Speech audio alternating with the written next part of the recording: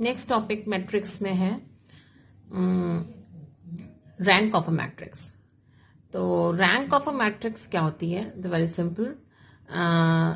किसी भी मैट्रिक्स में मान लीजिए हमारी एक कोई मैट्रिक्स है m क्रॉस n की है, m क्रॉस n की है, तो देर आर सो मैनी सब मैट्रिसेस। सब मैट्रिसेस मीन्स अगर कोई m क्रॉस n की है मीन्स m रोज है उसमें, तो 1 1 1 2 एंड 1। कॉलम्स कितने हैं? n और रोज है m।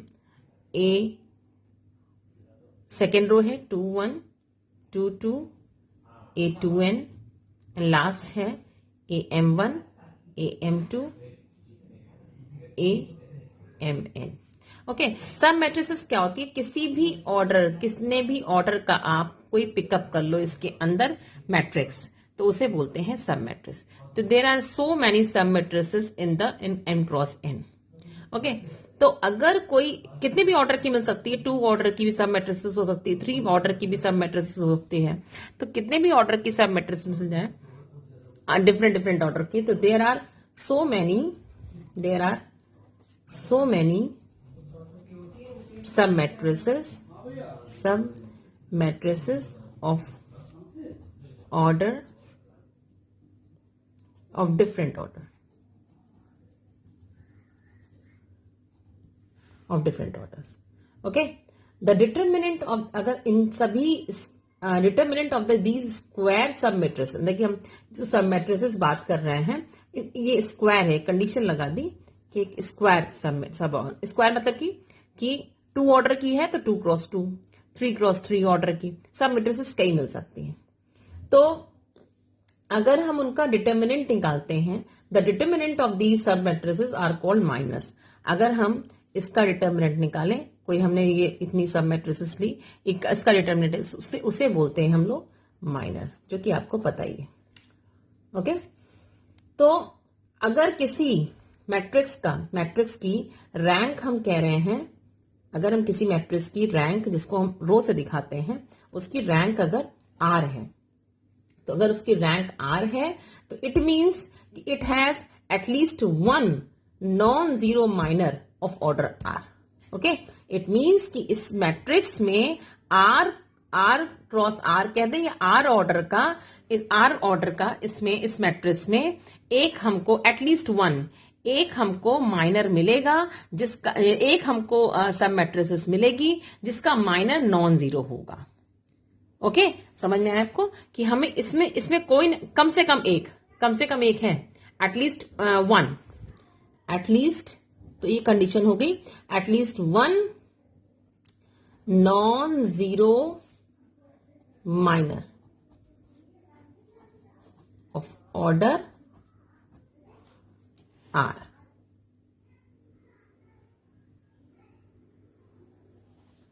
ओके, एटलीस्ट एक ना एक हमको आपका सब मैट्रिसेस मिल जाएगी जिसका ऑर्डर जिसका आपका डिटर्मिनेंट नॉन जीरो होगा। ओके, एक से ज्यादा मिल सकता है। और सेकंड कंडीशन, अगर रैंक r है तो सेकंड कंडीशन हो जाती है कि इसमें जितने भी r प्लस 1 ऑर्डर के डिटर्मिनेंट होंगे या माइनर मिलेंगे हमें, they all higher than r are zero. मतलब कि दूसरी कंडीशन क्या हो गई? All the miners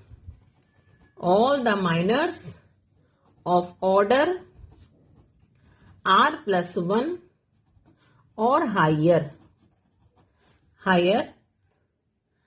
then r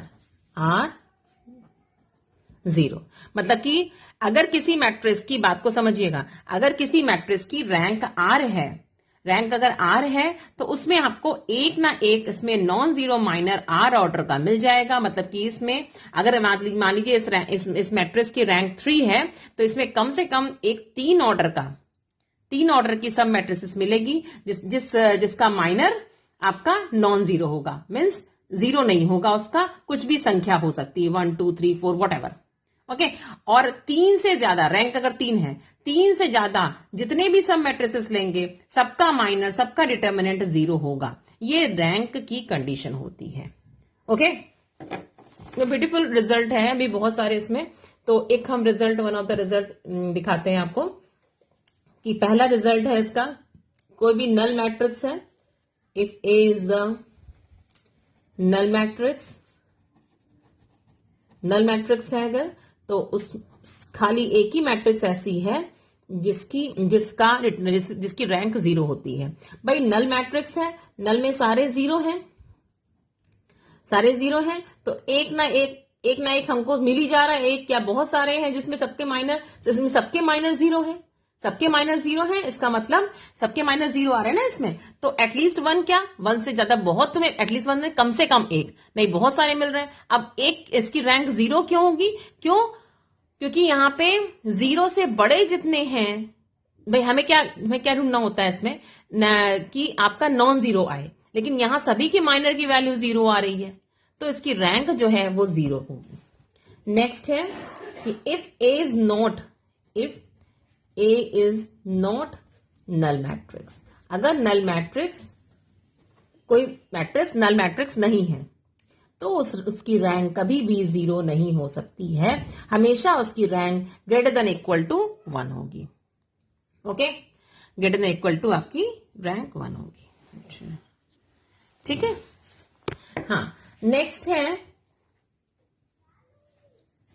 है आपका कि अगर ए कोई नॉन सिंगुलर मैट्रिक्स है n क्रॉस n की नॉन सिंगुलर मैट्रिक्स है। नॉन सिंगुलर मतलब क्या हुआ कि ए अगर कोई मैट्रिक्स है तो determinant A will not be 0, non singular, तो इसकी रैंक ए की रैंक क्या होगी? सोचिए जरा सा भाई कि रैंक इसकी क्या होगी। अब एग्जाम्पल लीजिएगा मन में अपने, क्या एग्जाम्पल है? 3 क्रॉस 3 है ए अगर, और डिटर्मिनेंट ए आपका नॉन जीरो है, तो देखिए रैंक इसकी क्या हो सकती है? रैंक इसकी भाई रैंक की तीन ही कंडीशन हो, इसकी 3 कंडीशन रैंक की हो सकती है। रैंक इसकी मे बी पॉसिबल 1 हो सकती है, 2 हो सकती है, 3, क्योंकि रैंक हमेशा 0, किसी की 0 हो नहीं सकती है कि नॉन सिंगुलर है, ये नल मैट्रिक्स नहीं है, तो 1 हो नहीं सकती, 1 और 2 और 3 0 हो नहीं सकती, 3 से ज्यादा नहीं हो सकती, क्योंकि रैंक हमेशा उस ऑर्डर के अंदर ही होती है, तो 1 2 3 में रैंक होगी। अब 1 और 2 3 में ऑप्शन देखते हैं, इसका डिटर्मिनेंट नॉन जीरो है। डिटर्मिनेंट 0 मतलब क्या हो गया? 3 क्रॉस 3 का एक तरह से माइनर इसमें नॉन जीरो है। अच्छा, अब अगर हम इसकी रैंक इसकी सपोज हम 1 मानते हैं, तो हम दूसरी कंडीशन में आते हैं कि अगर रैंक 1 होती है तो 1 से ज्यादा मीन्स 2 या 3, उसके सभी के माइनर की वैल्यू 0 होती है। बट यहां पे क्या हो रहा है? 3 क्रॉस 3 का नॉन जीरो हो रहा है, इसका मतलब रैंक 1 नहीं हो सकती है। 2 में आते हैं तो 2 के साथ भी वही कंडीशन है, तो बचा क्या? 3। क्यों? क्योंकि 3 आपकी, तो इसकी रैंक 1 नहीं हो सकती, 2 नहीं हो सकती, देन इसकी रैंक 3 हो जाएगी। क्यों? क्योंकि 3 में आपको एटलीस्ट 1 कहा गया है, डिटर्मिनेंट मिल रहा है जो कि नॉन जीरो हो। ओके, तो आपको समझ में आ गया हो। फिर आगे है कि नेक्स्ट है इसी के बाद में कि रैंक में ही कि अगर कोई हमारी m क्रॉस n मैट्रिक्स है तो उसकी रैंक जो होती है वो मिनिमम ऑफ mn होती है। मिनिमम ऑफ mn मतलब हमें पता है कि जो आपकी रैंक है उसमें जो हम माइनर लेते हैं, माइनर ऑलवेज स्क्वायर सब मैट्रिसेस का लेते हैं हम लोग। तो अब इसमें देखिए आप m क्रॉस n है, m रो है, n कॉलम है, तो इसमें जो मैक्सिमम भाई आपका मैक्सिमम जो बनेगा वो आपका m n है अगर, तो इसमें 1 ऑर्डर की भी 1 है, 2 है, 3 है, ऐसे करते करते जैसे एग्जांपल हम देखते हैं अगर हमने लिया 3 क्रॉस 2 का, 3 रो है और 2 कॉलम है। चलिए 3 क्रॉस हम 3 क्रॉस 2 क्रॉस 3 ले रहे हैं, 2 रो है और 3 कॉलम है, तो ये हमने ले लिया। ठीक है, तो 2 क्रॉस 3 लिया अगर हमने, 2 इसमें रो लिए हैं, 3 कॉलम लिए हैं, तो इसमें देखिए आप कि इसमें सब मैट्रिसेस जो बनेगा स्क्वायर वो मैक्सिमम कितने ऑर्डर का बन सकता है, कितने ऑर्डर्स बन सकते हैं?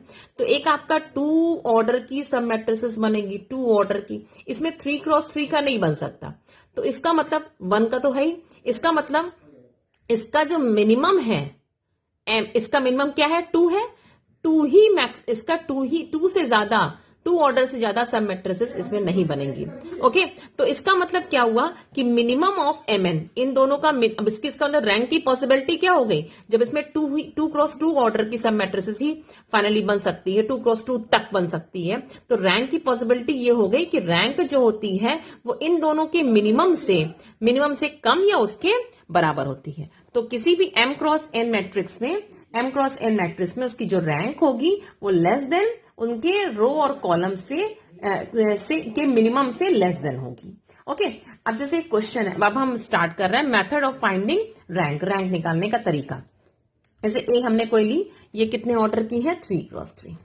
सबसे पहले हमने चेक कर लिया इसका डिटर्मिनेंट आ रहा है, वो डिटर्मिनेंट 0 आ रहा है। बाय द वे ऐसा हो रहा है, डिटर्मिनेंट इसका 0 आ रहा है। अच्छा, अगर किसी मैट्रिक्स, हमने क्वेश्चन पूछ रहे हैं आपसे, अगर कोई मैट्रिक्स का डिटर्मिनेंट 0 है 3x3, तो इसका मतलब इसकी रैंक की पॉसिबिलिटी क्या हो सकती है, रैंक की पॉसिबिलिटी क्या हो सकती है, उस सेकंड कंडीशन से रैंक की सेकंड कंडीशन क्या होती है कि अगर किसी भी मैट्रिक्स की रैंक R है तो उससे हाइयर ऑर्डर के जितने भी माइनर्स होंगे उन सबका डिटर्मिनेंट, जितने भी सब मैट्रिसेस होंगे उनका डिटर्मिनेंट मतलब माइनर होता है, उसकी वैल्यू 0 होगी।